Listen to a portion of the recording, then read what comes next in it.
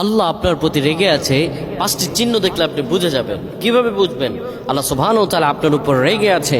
5টি চিহ্ন যদি নিজের মধ্যে দেখতে পান তাহলে আপনি বুঝবেন আল্লাহ তাআলা আপনার উপর রেগে আছে। আমার আল্লাহ রব্বুল আলামিন এই 5টি চিহ্নকারী ব্যক্তিদের ভালোবাসেন না, মহব্বত করেন না, রেগে থাকেন। 1 নম্বরে যে ব্যক্তি নির্দয় হয়ে যায়, যার অন্তরে দয়া মায়া নাই, যেই কোনো কাজ করে কিন্তু দয়া মায়া নাই, মানুষের প্রতি ভালোবাসা নাই, কেমন যেন নির্দয়া নির্দয়া মানুষ, সেই ধরনের মানুষকে আল্লাহ তাআলা পছন্দ করেন না। 2 নম্বরে যে ব্যক্তিকে আল্লাহ তাআলা পছন্দ করবেন না, ওই ব্যক্তির রিজিকে কোনো বরকত থাকবে না, আর যদি কোনো বরকত আসবে না। 3 নম্বরে যে ব্যক্তি বিপদে অসন্তুষ্ট হয়, আল্লাহ বলেন বান্দারে আমি বিপদ দেই তোমাদেরকে পরীক্ষা করার জন্য। ওয়ালানাবলুওয়ান্নাকুম বিশাইইম মিনাল খাউফি ওয়াল জু', আমার আল্লাহ তাআলা সূরাতুল বাকারায় বলেন আমি অবশ্যই মানুষকে বিভিন্ন বিপদ আপদ দিয়ে পরীক্ষা করি।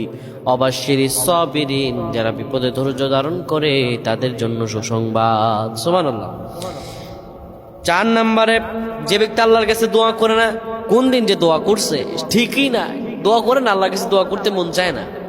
5 নম্বরে অহংকারী, যে ব্যক্তির মধ্যে অহংকার, অন্তরের মধ্যে অহংকার বসে রাখে। আল্লাহ যেন আমাদের বুঝদান করে, আল্লাহুম্মা আমিন।